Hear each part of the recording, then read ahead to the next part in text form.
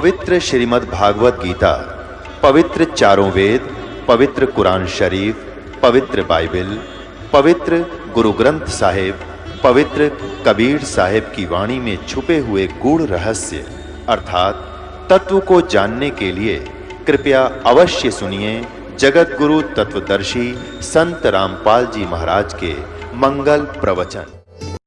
बोलो सतगुरुदेव की जय।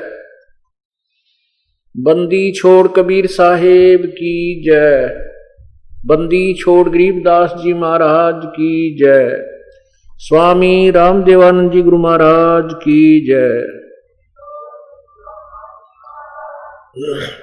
सर्व संतों की जय, सर्व भक्तों की जय, धर्मी पुरुषों की जय, श्री काशी धाम की जय, श्री छुड़ानी धाम, श्री करौथा धाम की जय, श्री बरवाला धाम की जय। सत सोही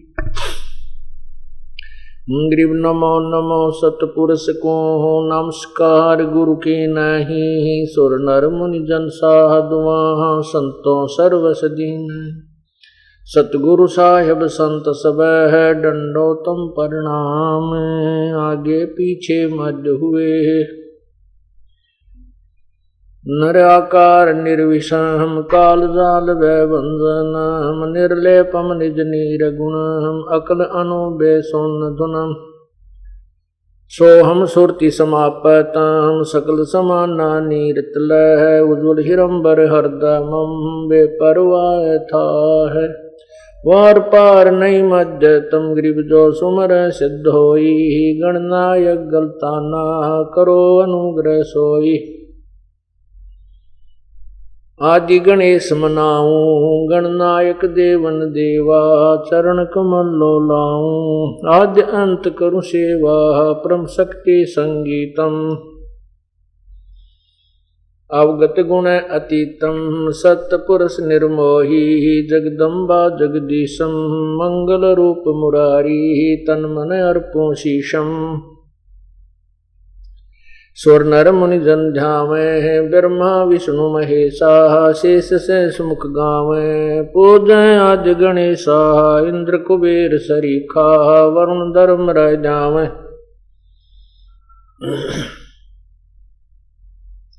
तेतीस कोटि अदारा ब्यावे से 88 उतरे बहुजल पारा कट है यम की फांसी 33 कोटि अदारा उतरे भव जल पारा कट है उनकी फांसी सत साही।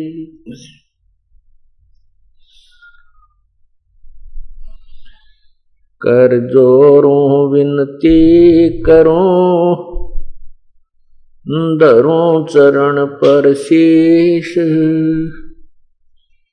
गुरु राम देवानंद जी महाराज ने दियो नाम बख्शीश। कोटि कोटि सिजदा करूं कोटि कोटि प्रणाम चरण कमल में राखियो मैं बंदी जाम गुलाम।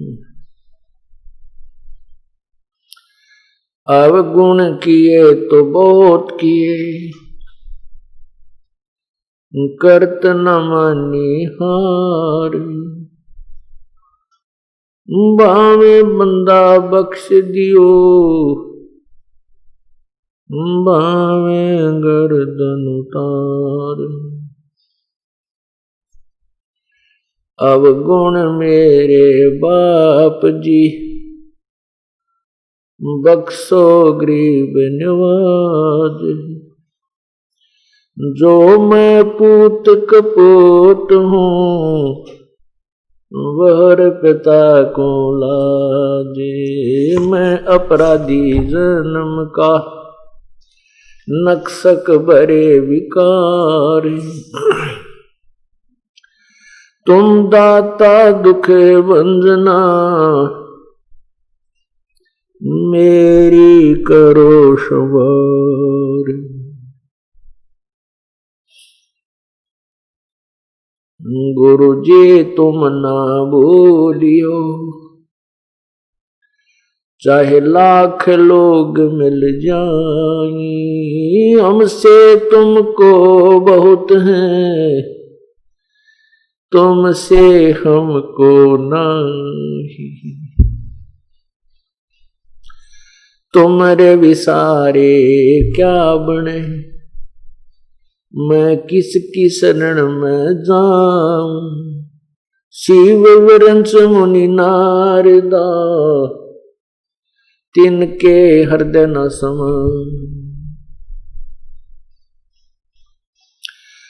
बंदी छोड़ दयाल जी, तुम तक हमारी दौड़। जैसे कागज जहाज का, अब सोजत और न ठोरी।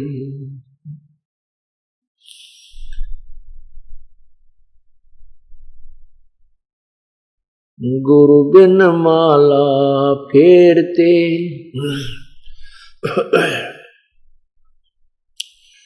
गुरु बिन माला फेरते, गुरु बिन देते दान।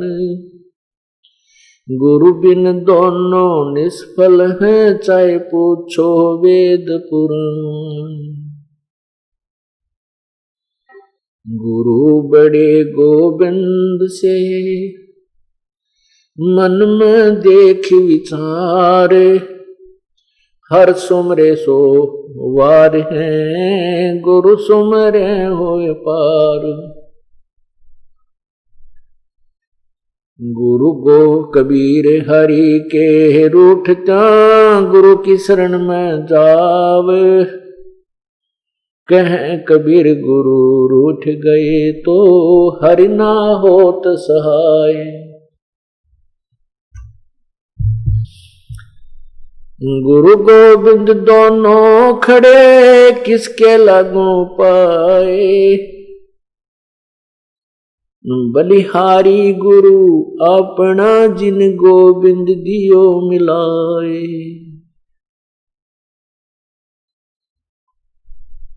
राम कृष्ण से कौन बड़ो, उन्हों भी गुरु कीन।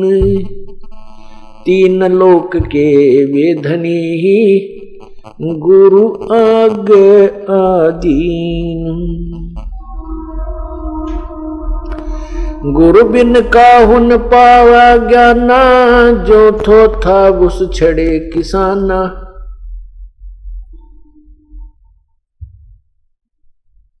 गुरु बिन वेद पढ़े जो प्राणी, समझे न सार रहे अज्ञानी।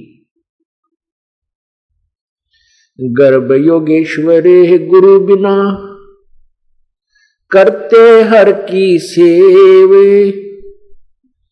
कह कबीर बैकुंठ से वो, फेर दिया सुख देव। राजा जनक गुरु किए, फिर कीनी हर की सेव। कह कबीर बैकुंठ में है, पहुंच गए सुख देव। कबीर लूट सको तो लूटियो, राम नाम की लूटे। पीछे फिर पछताओगे, प्राण जाएंगे छूट।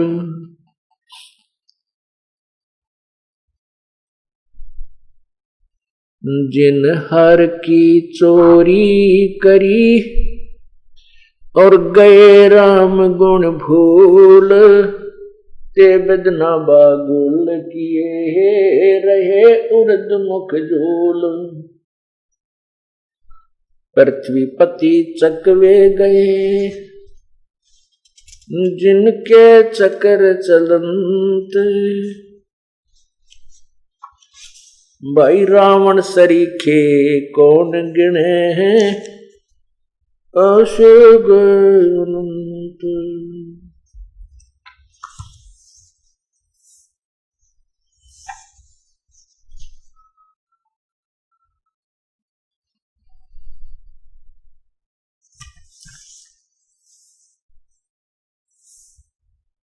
कबीर सब जग निर्धना धनवंता न कोय,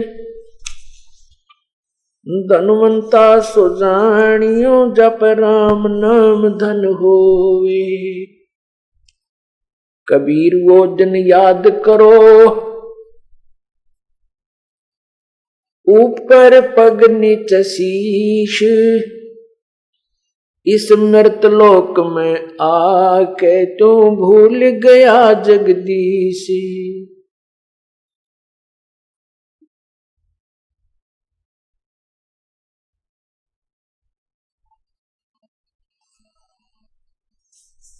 उधर बीच तो कूदिया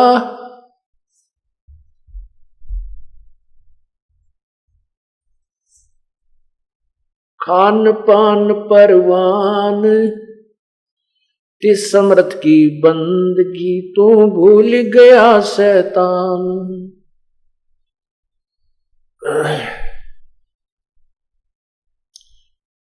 परमात्मा पूर्ण ब्रह्म सारी सृष्टि के रचनहार कुल मालिक कबीर परमेश्वर की असीम कृपा से ऐसे शुभ समागम इस भूमंडल पर होते हैं। भक्ति मुक्ति के दाता सतगुरु भटकत प्राणी फिरंदा, उस साहिब के हुक्म बिना नहीं तरवर पात हिलंदा। उस साहिब, उस परमात्मा, हमने इस बात की ओर विशेष ध्यान देना चाहिए क्योंकि हम आप सभी स्टूडेंट्स, आप सभी विद्यार्थी अर्थात योगी भक्त, आप उस विद्यालय में प्रवेश पा चुके हो जो तत्व ज्ञान का संदेश देता है, जो पूर्ण मोक्ष का अधिकारी बनाता है। इसके लिए परमेश्वर की एक एक पंक्ति का बहुत गूढ़ रहस्य होता है। अब परमात्मा के विषय में आदरणीय गरीबदास साहिब जी ने बताया है कि उस साहिब के भक्ति मुक्ति के दाता सतगुरु, भक्ति और मुक्ति, क्योंकि प्रथम भक्ति मिलती है और भक्ति के बाद ही मोक्ष होता है। जैसे बच्चे पहले शिक्षा ग्रहण करते हैं, शिक्षा के बाद फिर सर्विस प्राप्त होती है, सेवा प्राप्त होती है, नौकर लग सकता है। कह रहे हैं कि भक्ति मुक्ति के दाता सतगुरु भटकत प्राणी फिरंदा, उस साहिब के हुक्म बिना नहीं तरवर पात हिलंदा। परमात्मा, अब वो साहिब क्यों कहा?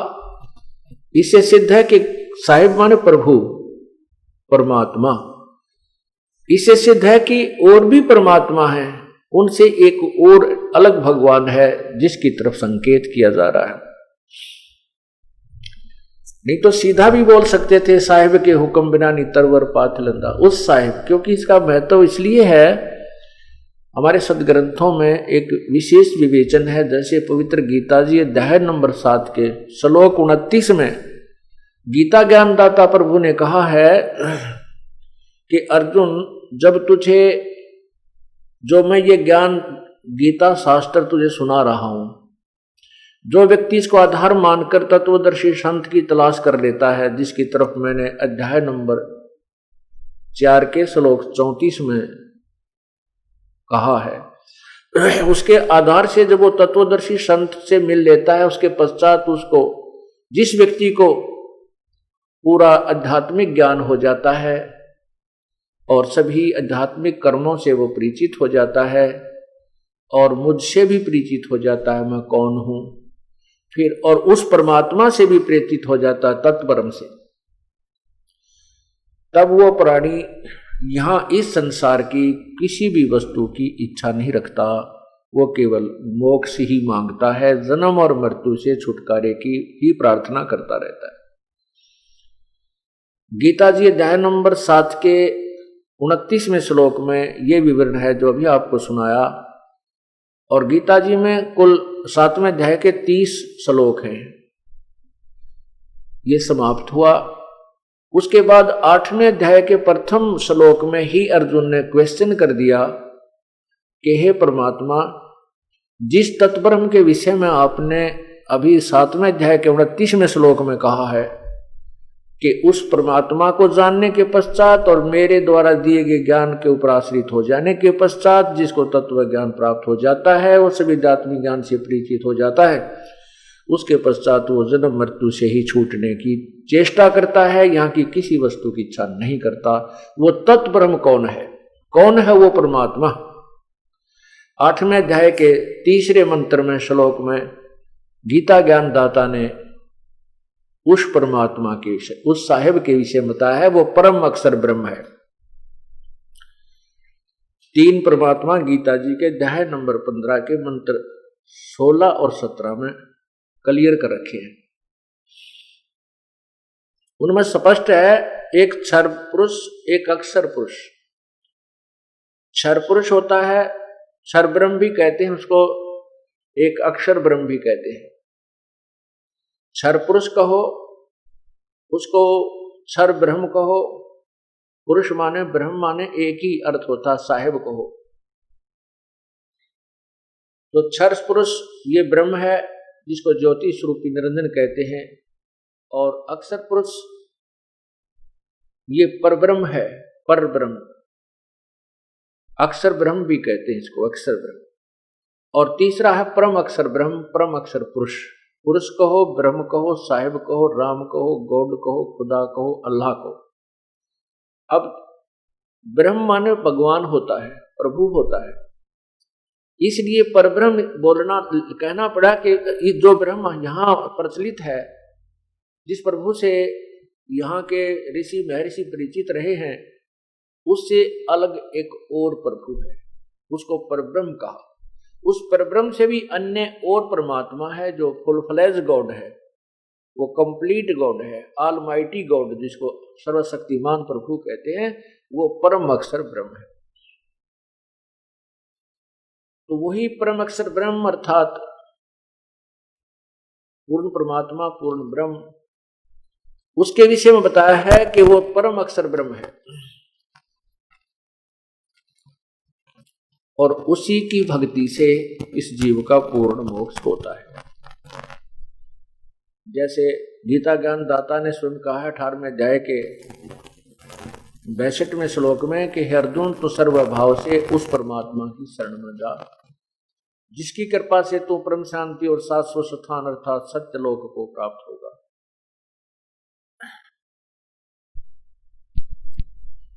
गीता जी अध्याय नंबर 15 के श्लोक 16 में 2 भगवान लिखे हैं, क्षर पुरुष और अक्षर पुरुष, और उनके अंतर्गत इन दोनों ब्रह्मों के, दोनों भगवानों के जुरिडिक्शन में, इनके लोक में जितने भी प्राणी हैं वो, और ये दोनों भी नाशवान हैं। जैसे ब्रह्म के 21 ब्रह्मांड हैं क्षर पुरुष के, और परब्रह्म के जो हैं वो 7 शंख ब्रह्मांड हैं, नील पद्म शंख 7 शंख, और परम अक्षर ब्रह्म के असंख्य ब्रह्मांड हैं बिना गिनती के, अर्थात जो जिनके ऊपर, जिनके अंतर्गत ये 21 ब्रह्मांड क्षर पुरुष के और 7 शंख ब्रह्मांड अक्षर पुरुष के, ये भी इंक्लूड हैं। इन सब के ऊपर और इनके असंख्य ब्रह्मांडों के ऊपर एक कुल मालिक है, वो परम अक्षर ब्रह्म है। उसके विषय में गीता जी अध्याय नंबर 15 के श्लोक 17 में प्रमाणित किया है कि उत्तम पुरुष है तू अन्य परमात्मा इति उदाहरते। वो उत्तम पुरुष, वो परम अक्षर ब्रह्म तो इन ऊपर वर्णित गीता जी के अध्याय नंबर 4 के श्लोक 24 में लिखा है कि जिस यज्ञ में अर्पण अर्थात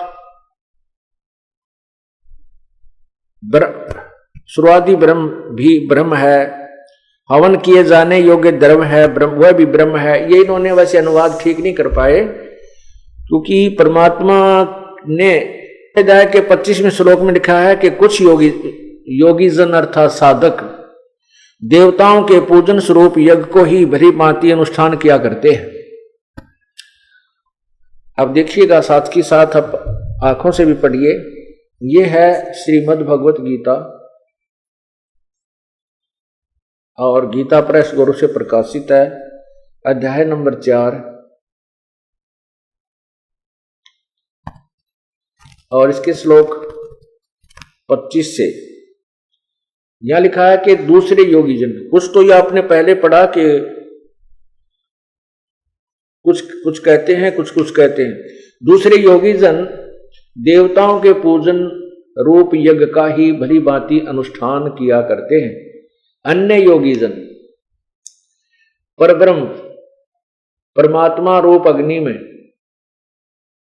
अभेद दर्शन रूप यज्ञ के द्वारा ही आत्म रूप यज्ञ का हवन किया करते हैं। अब ये देखिएगा, अन्य योगी जन श्रोत्रादि समस्त इंद्रियों को संयम अग्नि में हवन किया करते हैं। दूसरे योगी जन शब्द आदि समस्त विषयों को इंद्रिय रूप अग्नि में हवन किया करते हैं। दूसरे योगी जन इंद्रियों के संपूर्ण क्रियाओं को, प्राणों की समस्त क्रियाओं को ज्ञान से प्रकाशित आत्म संयम योग रूप अग्नि में हवन किया करते हैं। कई साधक, कई पुरुष द्रव्य संबंधी यज्ञ करने वाले हैं, कितने ही तपस्या रूप यज्ञ करने वाले हैं। दूसरे कितने ही योग रूप यज्ञ करने वाले हैं, कितने ही करने वाले हैं।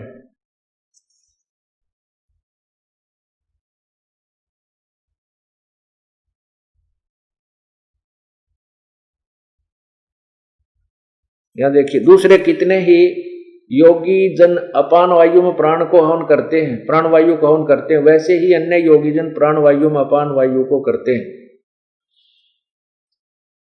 अन्य कितने ही नियमित आहार करने वाले प्राणायाम पुरुष प्राण और अपान गति को रोककर प्राणों की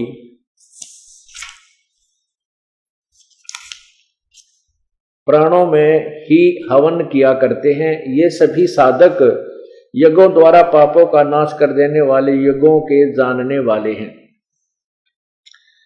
अब 31 देखना, हे कुरुश्रेष्ठ, यज्ञ से बचे हुए अमृत का अनुभव करने वाले योगीजन सनातन ब्रह्म यानी पूर्ण परमात्मा को प्राप्त होते हैं। यज्ञ न करने वाले पुरुषों के लिए तो यह मनुष्य लोक भी सुखदायक नहीं है और परलोक तो कैसे ही सुखदायक हो सकता है।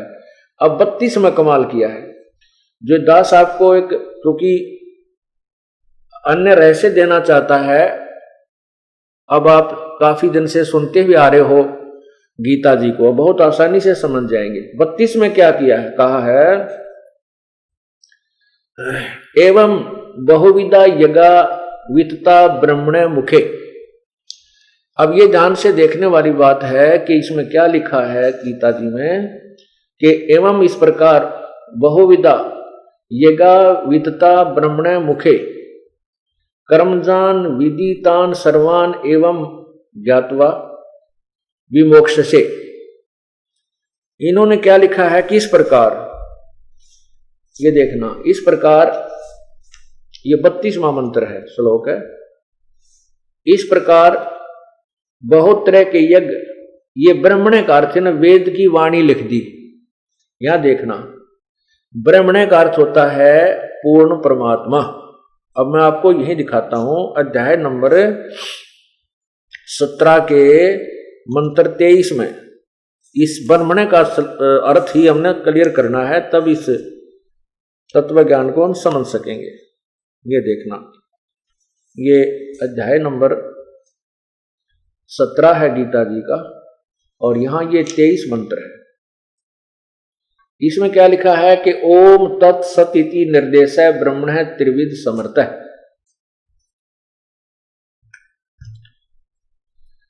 अब ब्रह्मणे का अर्थ देखिएगा, ओम तत्सत, ऐसा यह 3 प्रकार का ब्रह्मणे माने सच्चिदानंद घन ब्रह्म का। ब्रह्मणे का अर्थ देखिएगा, हमने अपनी तरफ से कुछ नहीं लेना, इन महापुरुषों के द्वारा किए अनुवादों को ही, अर्थों को ही यथार्थ स्थान पर रखना है, जिससे अनुवाद सही बन जाएगा। ये देखिएगा, ब्रह्मणे माने सच्चिदानंद घन ब्रह्म, अर्थात गीता ज्ञान दाता से कोई और परमात्मा है, गीता ज्ञान दाता से अन्य परम है। तो अब ब्रह्मण यहां देखो, एवं बहुविधा यगा विहिता च ब्रह्मणे मुखे, मुखे माने मुख से, मुख के द्वारा, और ब्रह्मणे माने सच्चिदानंद घन ब्रह्म के द्वारा। इस प्रकार कहते हैं जो ऊपर मैंने वर्णन की है, ये भी इस प्रकार के अनुष्ठान भी और अन्य भी उस पूर्ण परमात्मा के मुख कमल से उच्चारित हुए हैं।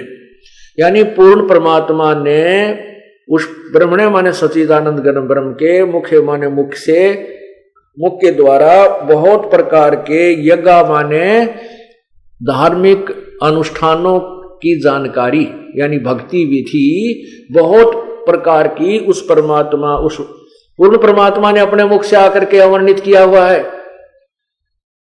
और उन सब कर्मों को तू जानकर मोक्ष को प्राप्त होगा, इसका ये अर्थ बनता है। इन्होंने क्या लिखा है, अनुवाद गलत कर दिया इन्होंने। इस प्रकार बहुत तरह के यज्ञ, इन्होंने ब्रह्मणे का अर्थ वेद लिख दिया, वेद की मुखे माने वाणी में।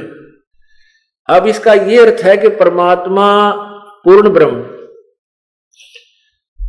परमात्मा ने ब्रह्मणे मुखे, पूर्ण परमात्मा के मुखारविंद से उच्चारित तत्व ज्ञान रूपी उस मुख्य ज्ञान में उस प्रभु ने, पूर्ण परमात्मा ने सब प्रकार के, यानी सब प्रकार के जो भक्ति विधि का वर्णन किया हुआ है। अब 33 और 34 में निर्णय होता है कि उस ज्ञान को जो उस पूर्ण परमात्मा ने अपने मुख कमल से बोला है, अर्थात वो सब संवेद कबीर वाणी, उसकी उस ज्ञान को समझने के लिए तू तत्वदर्शी संतों की शरण में जा। अपना लेवल का ज्ञान तो भगवान गीता ज्ञान दाता बोल ही रहा है, फिर वो कह रहा है कि कुछ लोग तो ऐसी साधना करते हैं, कुछ देवताओं की पूजा करते हैं, कोई प्राणापान को ही या प्राणायाम से ही मोक्ष मानते हैं, कोई तप से ही मोक्ष मानते हैं। नहीं, कहते हैं उस पूर्ण परमात्मा के मुखे, यानी मुख्य ज्ञान में, यानी उस पूर्ण परमात्मा के मुखारविंद से उच्चारित उस मुख्य ज्ञान में, अर्थात उस तत्व ज्ञान में, उस परमात्मा ने बहुत सी जो ऐसे विधि बताई है जो आपको करने से ही सफल होती है, आपको करनी पड़ेगी। तो उसके विषय में 33 में क्या लिखा है ये देखिएगा। अब 32 में इन्होंने अनुवाद गलत किया है, इसमें लिखा कि इस प्रकार और भी बहुत तरह के यज्ञ वेद की वाणी में, ब्रह्मणे का अर्थ होता परमात्मा की अमृत वाणी में, ये लिखना था उस मुख्य वाणी में। ये देखिए, मुखे माने मुख्य ज्ञान में, परमात्मा के द्वारा वर्णित मुख्य ज्ञान में विस्तार से कहे गए हैं, यानी गीता में नहीं है, वो अलग है। उन सब को तो ये कर्म जान, शारीरिक क्रिया द्वारा संपन्न होने वाले जान, यानी वो काम, यानी अपने कर्म से ही बनते हैं, कर्म योग से। इस प्रकार तत्व से जानकर उनके अनुष्ठान द्वारा कर्म बंधन से सर्वथा मुक्त हो जाएगा, उसको उनको जानकर तो मुक्त हो जाएगा। बस इतनी सी बात है। अब 33 देखो, हे अर्जुन, परंतम अर्जुन, दर्व ज्ञान यज्ञ की अपेक्षा ज्ञान यज्ञ अत्यंत श्रेष्ठ है। यावन मात्र संपूर्ण कर्म ज्ञान में समाप्त हो जाते हैं। ओए होए, अब क्या बताया है कि दर्व ज्ञान से, दर्व यज्ञ से, दर्व यज्ञ माने जैसे आप बिना ज्ञान समझे किधर भंडारा करवा देते हो, कहीं पर जाकर के आप कोई और कार्य दान दून कर देते हो धन से, कहते ऐसे दान करने की अपेक्षा तू ज्ञान को समझ, उस पूर्ण परमात्मा के द्वारा दिए गए उस तत्व ज्ञान को समझ, उस ज्ञान दर्व यज्ञ की अपेक्षा ज्ञान यज्ञ। अब ये तत्व ज्ञान रूपी जो सत्संग आपको सुना जा रहा है, ये ज्ञान यज्ञ है। और दर्व यज्ञ, जैसे श्रद्धालु लोग जहां जाते हैं, किसी मंदिर में 1 लाख रुपये दान कर दिया, उसको पुजारी दुरुपयोग करते हैं क्योंकि वो शास्त्र अनुकूल साधना नहीं होती है। कहीं पर भंडारा कोई के नाम पर आता है, उसको 10,000 रुपये दे दिए, वो दारू पीवे, मुर्गे खावे या कि तक गाड़ी लेगा घूम कर कित को बंद कराए। तो ऐसे कहते हैं इस द्रव्य यज्ञ को आंख मीच के तो तुम दान करते हो अंधविश्वास युक्त होकर, ऐसा मत करो। इस द्रव्य युग की अपेक्षा ज्ञान यज्ञ उत्तम है। ज्ञान यज्ञ के बारे में क्या बताते हैं? कहते हैं ज्ञान यज्ञ जब तुम्हें हो जाएगा, अर्थात तत्व ज्ञान तुम्हें प्राप्त हो जाएगा, फिर आपके अन्य कर्म जो तुम अज्ञानतावश करते हो, शास्त्र विधि त्याग कर मनमानी पूजा करते हो, वो फिर समाप्त हो जाएंगे। अब उस तत्व ज्ञान को जो गीता जी के अध्याय नंबर 4 के श्लोक 32 में कहा है कि उस पूर्ण परमात्मा के मुख्य ज्ञान में उसने अपने मुखारविंद से बोला है, उस ज्ञान को, वो तत्व ज्ञान है। उस ज्ञान को समझने के लिए चौथे अध्याय के 34 में क्या लिखा है कि उस ज्ञान को समझ, यानी जो पूर्ण परमात्मा ने स्वयं आकर के जो तत्व ज्ञान दिया है उस ज्ञान को समझ। अब देखो गीता अध्याय नंबर 4 के श्लोक 34 को समझिए। ये 4 है, ये श्लोक 34 है। उस ज्ञान को तू तत्वदर्शी ज्ञानियों के पास जाकर समझ। कौन से ज्ञान को? जो चौथे अध्याय के 32वें श्लोक में कहा है कि इस प्रकार उस बहुत से भक्ति की विधि उस पूर्ण परमात्मा के मुखारविंद से उच्चरित उस वाणी में अर्थात अमृत वाणी में विद्यमान है, उनको समझ। तो उस ज्ञान को समझने के लिए तू तत्वदर्शी संतों के पास जा। गीता जी से अलग कोई ज्ञान है। उस ज्ञान को तू तत्वदर्शी ज्ञानियों के पास जाकर समझ।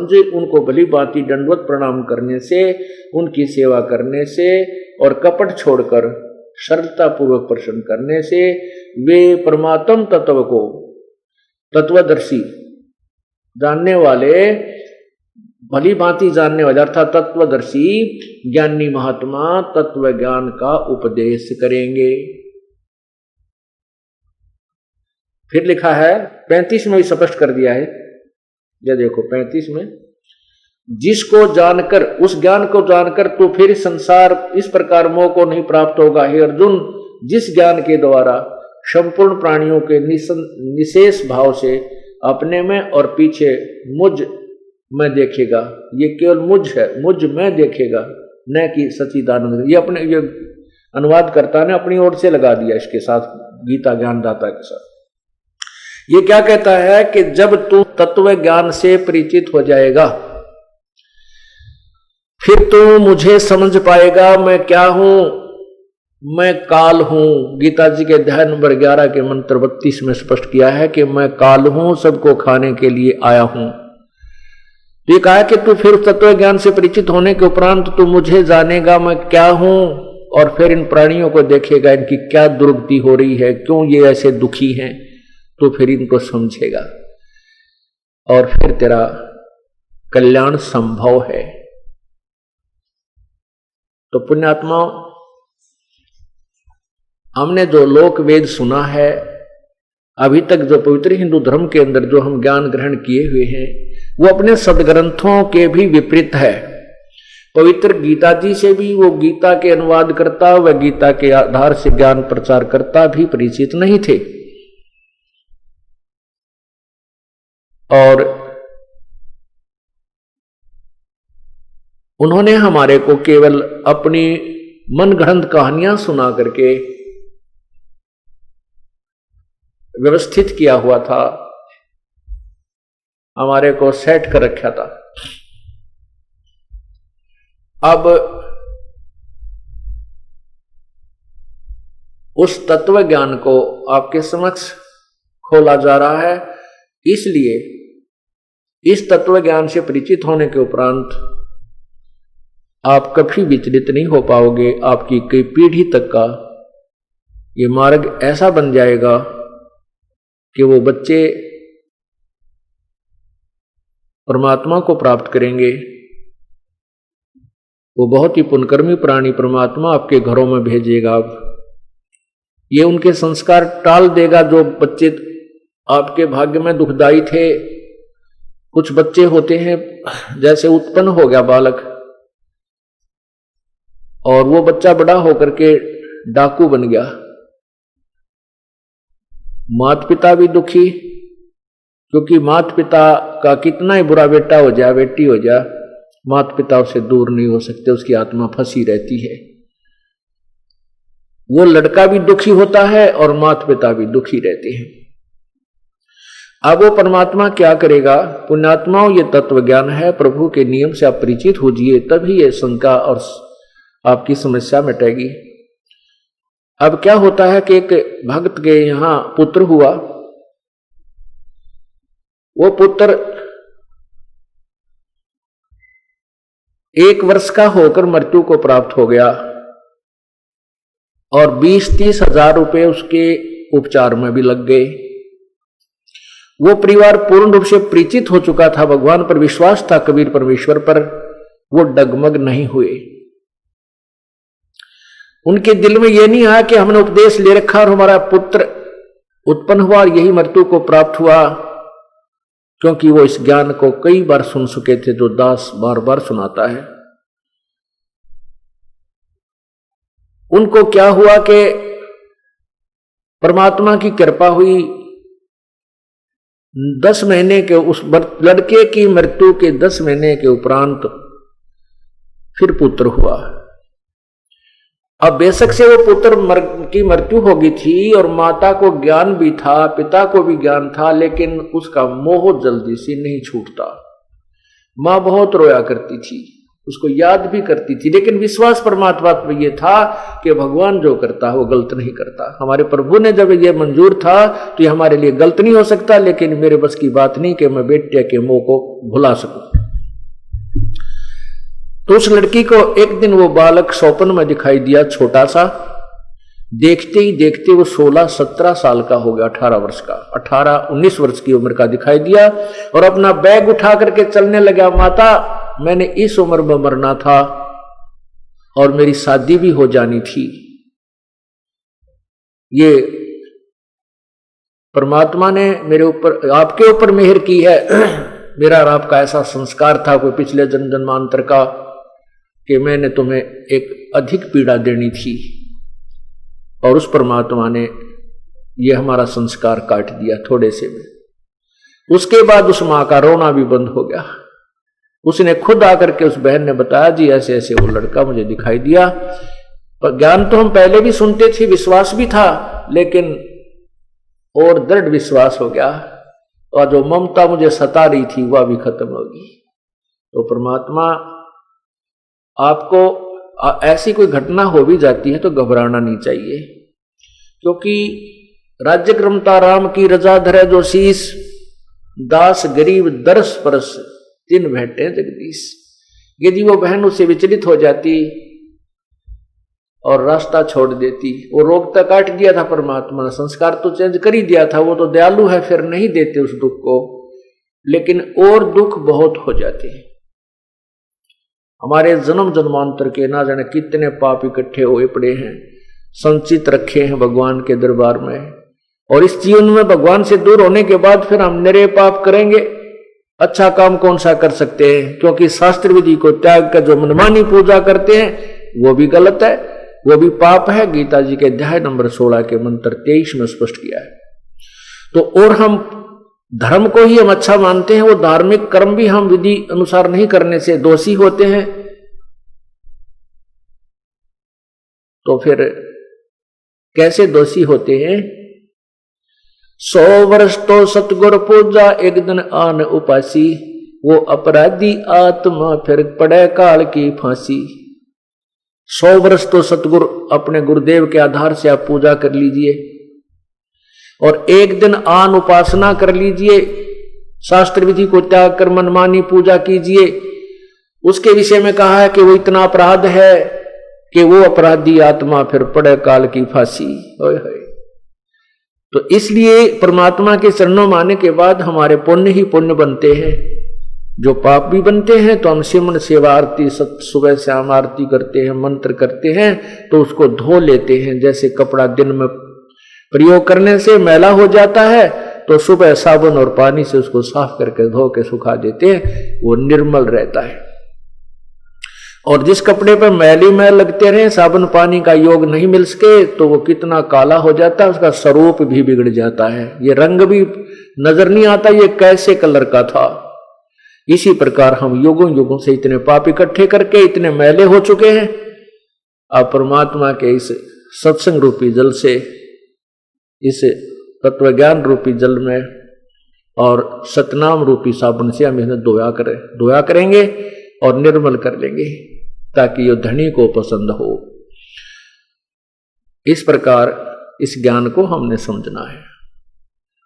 तो राज्य क्रमता राम की रजा धरे जो शीस, उस परमात्मा की रजा में राजी रहे। चाहे हमने या वर्तमान में वो कितना ही नुकसान नजर आवे, चाहे हमने कितना ही बुरा होता नजर आता है, लेकिन परमात्मा के चरणों में आने के बाद हमारा बुरा हो ही नहीं सकता। हाँ, ये हमारी सोच है, बालक सोच है हमारी, हम उसको गलत मान लेते हैं। उसके लिए हमें इस ज्ञान को दृढ़ता के साथ स्वीकार करना होगा, तब हम परमात्मा प्राप्ति करेंगे। अब हम क्या बताना चाह रहे थे आपको कि जैसे हम सुना करते थे ब्रह्मा विष्णु महेश, ये सर्वशक्तिमान श्री विष्णु जी, श्री शिव जी, और फिर बहुत से उदाहरण भी सुना करते थे कि जैसे एक राक्षस था जो ना श्री विष्णु जी से मर रहा था। एक मधु और कैटब नाम के दो राक्षस थे। भगवान विष्णु ने 5000 वर्ष तक उनसे युद्ध किया। श्रीमद देवी भागवत महापुराण तीसरे स्कंद में वर्णन है। और वो 5000 वर्ष तक भगवान विष्णु से वो राक्षस नहीं मरे। फिर देवी दुर्गा ने अपने कटाक्ष से, अर्थात अपने एक मोहित करने वाले अदा से, अंदाज से उनको अपनी तरफ आकर्षित किया। वो दूरदृष्टि से उस माता को, बहन को देखने लगे। जब श्री विष्णु जी ने उन्हें मार डाला। एक राक्षस था, वो किसी से नहीं मर रहा था।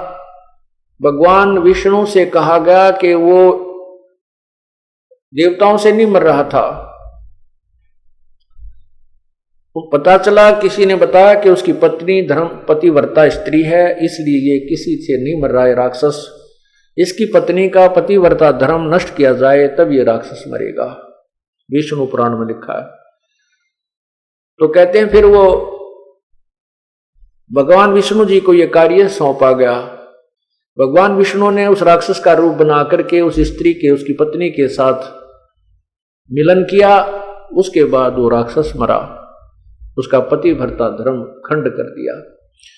अब ये विचार करने की बात है कि समर्थ जो थे, अगर वो श्री ब्रह्मा विष्णु महेश जी समर्थ होते तो ये राक्षस लोग इनके आड़े नहीं आ सकते थे। इस तरह के जो संसारी कर्मों के विरुद्ध जो कार्य भगवानों ने भी यहां करने पड़े तो ये समर्थ नहीं थे, ये भी काम चलाऊ सरकार थी। लेकिन इनको हमें अजरो अमर सर्वशक्तिमान कुल के मालिक बताया जाता था। ये 3 भी बताते थे, फिर कहते थे कुल का मालिक तो एक है। वो एक कौन है? फिर आकर कहते थे विष्णु ही सर्वशक्तिमान है, जो विष्णु जी में विशेष श्रद्धा रखता था। और जो श्री शिव जी में विशेष श्रद्धा रखता था वो कहता था शिव जी ही एक है, कुल का मालिक है। नहीं, उस कुल के मालिक का ज्ञान तो इस तत्व ज्ञान से ही होगा और हो रहा है। तो अब हम क्या कहते थे कि क्या भगवान विष्णु ने श्री कृष्ण रूप में जब आए थे, राजा मोरध्वज के पुत्र ताम्रध्वज को आरे से चिरवा के जीवित कर दिया था। इस आधार से इनको सर्वशक्तिमान बताया करते थे। दूसरा कहते थे कि भगवान श्री कृष्ण ने गोवर्धन पर्वत को हाथ पर उठा लिया था, इसलिए भगवान थे। तीसरी महिमा करते थे कि भगवान श्री कृष्ण जी ने, भगवान श्री राम ने समुद्र के ऊपर पुल बना दिया था, इसलिए सर्वशक्तिमान थे। अब परमात्मा क्या कहते हैं? लंक समुद्र पाट लंका गयो, सीता को भरतारे, अगस्त ऋषि ने ये सारे पी लिए, इनमें कौन करता रे।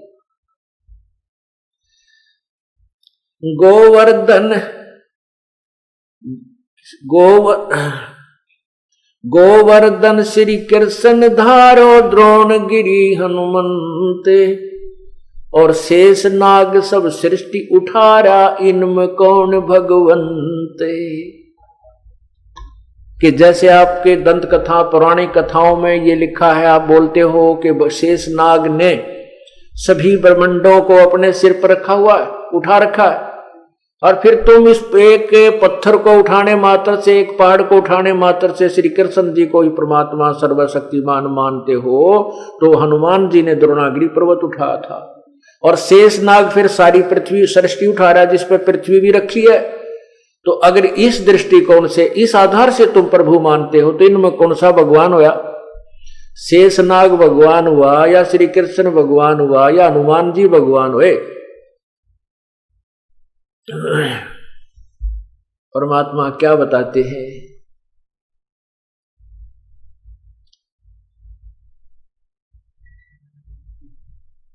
कि ये सब ज्ञान का उलछेड़ा तुम्हारे अंदर है, तुम ज्ञान को समझ नहीं पाए।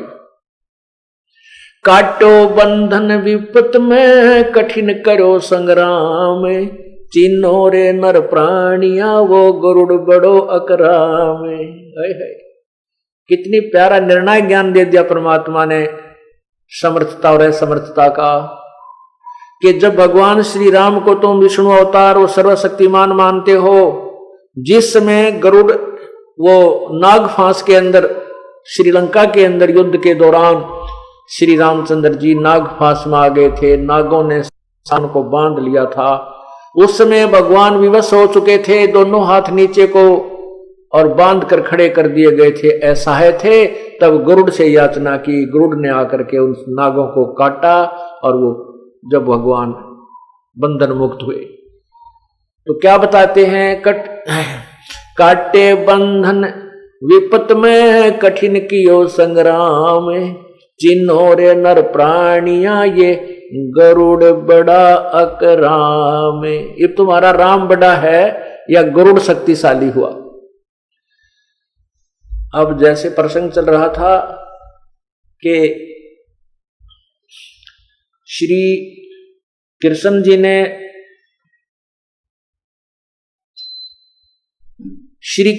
ने राजा मोरध्वज के पुत्र ताम्रध्वज को आरे से चिरवा करके, अर्थात वो मृत्यु को प्राप्त हो गया था और पुनः जीवित कर दिया था, और उसका शरीर भी जोड़ दिया था, उसमें कोई निशान भी नहीं था। इतनी शक्ति ये भगवान रखते हैं, इसलिए इनको भी प्रभु की संज्ञा में लिया जाता है। लेकिन जैसे विचार कीजिए, प्रभु की परिभाषा से भी हम अभी तक परिचित नहीं थे। साब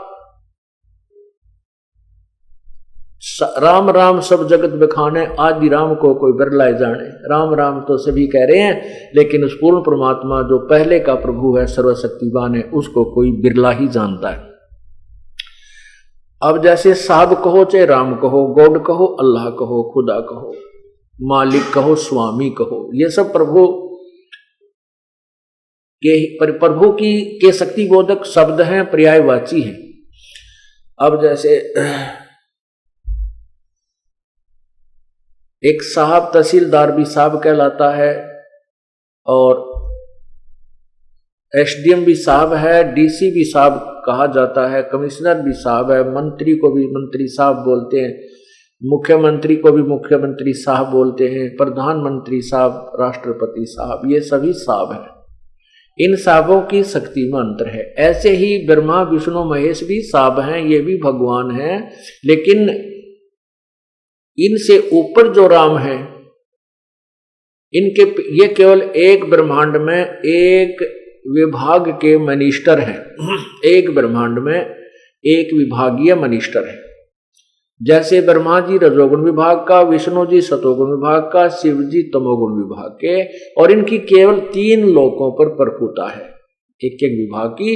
इस पृथ्वी लोक पर स्वर्गलोक पर और नीचे एक पाताल लोक है, उस पाताल लोक पर।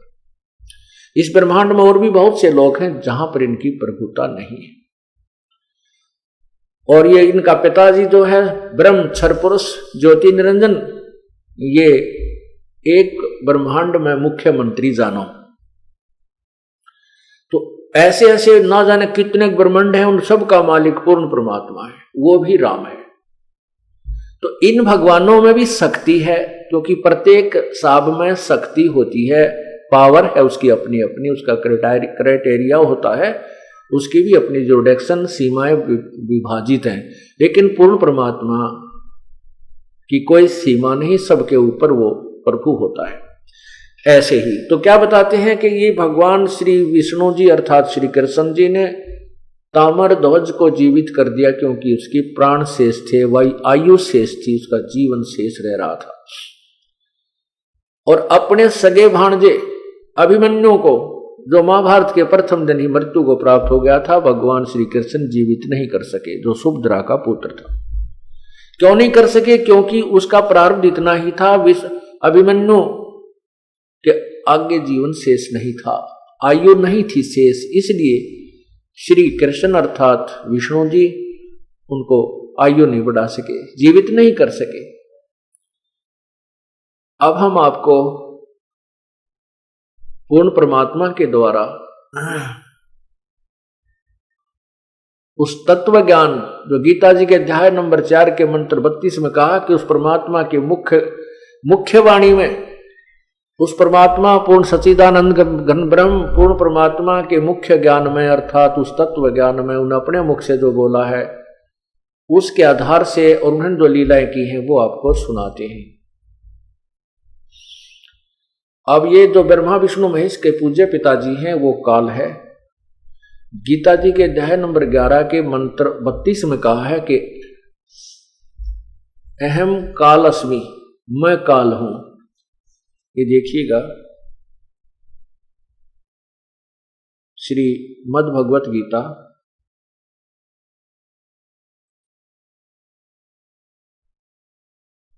और इसके अध्याय नंबर 11 के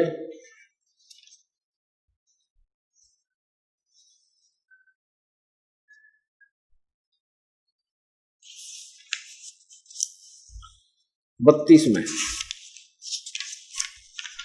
ये देखिएगा, अध्याय नंबर 11 और इसके नीचे देखिएगा श्लोक नंबर 32। ये है श्लोक नंबर 32। अब क्या कहता है? काले अस्मि लोक अक्षकृत क्षकृत प्रवर्तः लोकान समाहर्तुम इह प्रवर्तः ऋगे अपि ऋते अपि त्वाम न भविष्यन्ति सर्वे ये अवस्थिता। क्या लिखा है कि लोकों का नाश करने वाला बड़ा हुआ काल हूं, काल अस्मि, काल हूं, इसमें इन लोगों को नष्ट करने के लिए प्रवृत्त हुआ हूं। जो प्रतिपक्ष की सेना में सतीत योद्धा लोग हैं वो तो युद्ध ना करेगा तो भी नहीं रहेंगे, वे सब तेरे बिना भी नहीं रहेंगे, अर्थात तेरे युद्ध ना करने से भी इन सब का नाश हो जाएगा। अब ये अर्जुन कह रहा है 11वें अध्याय के 21वें श्लोक में क्या बताता है,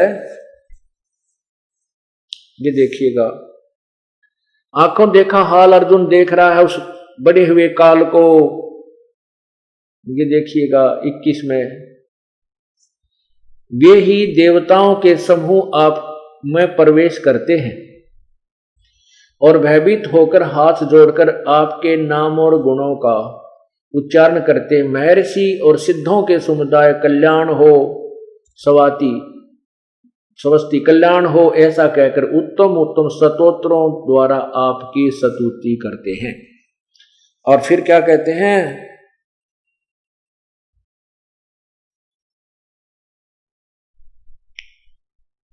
अब क्या बताता है अर्जुन के हे परमात्मा, ये सिद्ध देवता ऋषि महर्षि ये देवताओं लोग भी को भी आप खा रहे हो, इन सिद्धों और महर्षियों को भी आप खा रहे हो, आपके मुख में प्रवेश कर रहे हैं। तब ये कहता अर्जुन मैं तो काल हूं भाई, सबको खाने के लिए आया हूं, मैं नहीं छोड़ूं किसी को भी। तो कहने का भाव यह है ये काल है, और ये काल डरे करतार से, जय जय जय जगदीश से, जोरा जोड़ी झाड़ता पगरज डार सी से।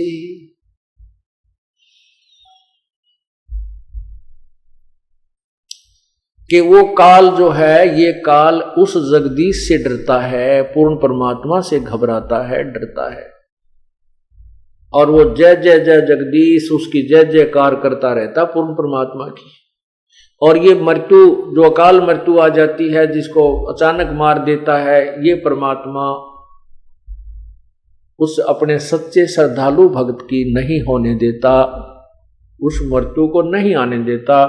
ये जीवन को एक्सटेंड कर देता है, ये लाइफ एक्सटेंड कर देता है परमात्मा, जीवन वृद्धि कर देता है, ये वो परमात्मा है। और कोई भगवान भी जीवन के श्वासों को घटा बढ़ा नहीं कर सकता। मासा घटे न तिल बध है, विद न लिखे जो लेख, साचा सतगुरु मेट कर ऊपर मारे मेख। मेख मारे माने परमानेंटली खत्म कर देता है उस मृत्यु को। कर्म बुरे कर्मों के संस्कारों को समाप्त करके साचा सतगुरु पूर्ण परमात्मा का जो संत है, उस प्रभु की शक्ति से ही उसको नष्ट कर देता है और बुरे संस्कार समाप्त कर देता है। मासा घटे न तिल बधे, विद ना लिखे जो लेख। जो संस्कारवश प्रारब्ध में जो भी आपके लिखे गए हैं संस्कार, जो आपके कर्मानुसार हैं, वो अन्य परमात्माओं की पूजा से, अन्य देवताओं की पूजा से समाप्त नहीं होते, उनमें कोई परिवर्तन नहीं होता। और सच्चा सतगुरु मिटा करके ऊपर मारे मेघ, अर्थात परमानेंटली उनको खत्म कर देता है। बुरे संस्कारों में को समाप्त करके शुभ संस्कार लिख देता है। शुभ संस्कार जैसे आपके बनवाए जा रहे हैं कर्मों से होते हैं, कि वो शुभ कर्म कर्मों से किए जाते हैं, शारीरिक क्रियाओं से होते हैं। ये सब शारीरिक क्रियाएं हैं, जबान से, श्वास से, हाथ से, सेवा से, सिमरण से, दान से, ये सब क्रियाओं से वो करा के फिर आपके शुभ कर्मों को लिख देता है, अशुभ को नष्ट कर देता है। ये पूर्ण परमात्मा में शक्ति है। और ये क्या कहता है,